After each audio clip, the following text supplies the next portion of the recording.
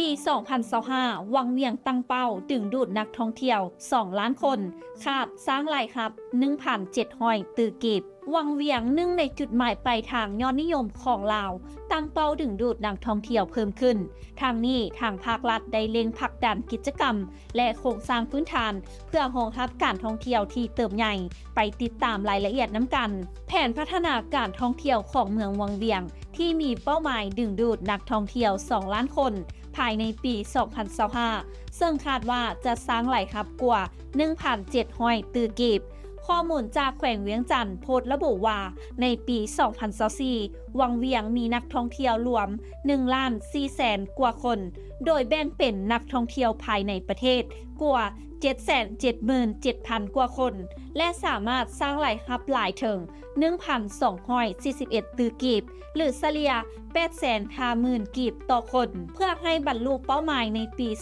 2025 ทางหน่วยงานที่เกี่ยวข้องได้วางแผนกระตุ้นการท่องเที่ยวผ่านกิจกรรมส่งเสริมต่างๆ เช่น งานบุญมักกี้ยกวาน กิจกรรมอนามัยขี้เหงื่อแคมน้ำซอง และการประกวดนางสงกรานต์ช่วงปีใหม่ลาวนอกจากนี้ยังมีการปรับปรุงโครงสร้างพื้นฐานเส้นทางเข้าถึงแหล่งท่องเที่ยวและมาตรฐานที่พักโรงแรมปัจจุบันวังเวียงมีความพร้อมรองรับนักท่องเที่ยวทั้งภายในและต่างประเทศด้วยโรงแรมที่รองรับแขกได้กว่า 13,000 คนต่อวันร้านอาหาร191แห่งและแหล่งท่องเที่ยวธรรมชาติ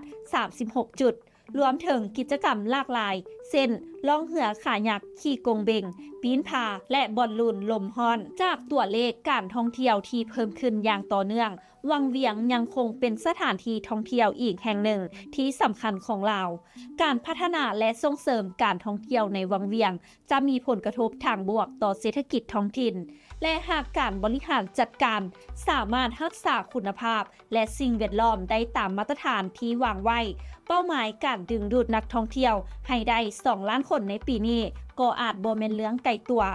นำอบธรรมวงศ์รายงานและท้ายนี้ต้องขอบใจสำหรับการติดตามข่าวสารจากทางไทยเก็ตเมกาซีนและอย่าลืมไปกดไลค์กดแชร์กดติดตามกด Subscribe ทุกช่องทางออนไลน์ของพวกเขาเพื่อจะบ่พลาดข่าวสารดีๆจากทางไทยเก็ตเมกาซีน